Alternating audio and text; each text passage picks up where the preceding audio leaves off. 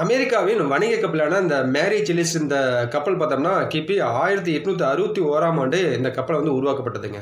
இந்த உருவாக்கப்பட்ட அந்த கப்பல் பார்த்தோம்னா, நியூயார்க்கிலிருந்து இந்த ஜெனீவா வரைக்கும் இந்த கப்பல் இந்த வழியா போகுதுங்க. இதில பார்த்தோம்னா, ஒரு 10 வணிகர்களும் மிக விலை உயர்ந்த ஒரு பொருட்களா இந்த கப்பல்ல போயிட்டுருக்குங்க.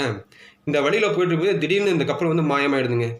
என்ன அந்த கப்பல் மாயமாயிடுச்சுன்னு சொல்லிட்டு, இது ஒரு சர்ச்சையாவே போயிட்டு இருந்ததுங்க. இதோட ஆராய்ச்சியும், ஆய்வும் போயிட்டு இருந்த நிலையில, அதுக்கப்புறம் ஒரு 4 வருஷம் கழிச்சு இந்த போர்ச்சுகல் நாட்டிலருந்து 740 கிலோமீட்டர் தள்ளி இருக்கிற இந்த அசால்ஸ் இந்த தீவுகள்ல தாங்க இந்த கப்பல வந்து பார்த்துருக்குறாங்க.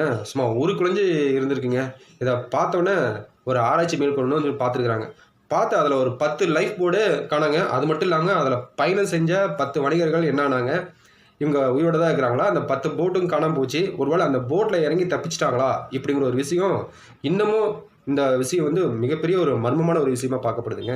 இதுல என்ன ஒரு ஆச்சரியமான ஒரு விஷயம்னா, இந்த கப்பல்ல பார்த்தோம்னா, ஒரு 4 வருஷம் கழிச்சு, இந்த விலை உயர்ந்த இந்த பொருள்லாம் அங்க கப்பல்ல வந்துச்சு பார்த்தீங்களா? அந்த பொருள்லாம் வந்து அப்படியே இருக்குங்க. இதுதாங்க ஒரு ஆச்சரியமான ஒரு விஷயமா பார்க்கப்படுதுங்க. Download ShareChat.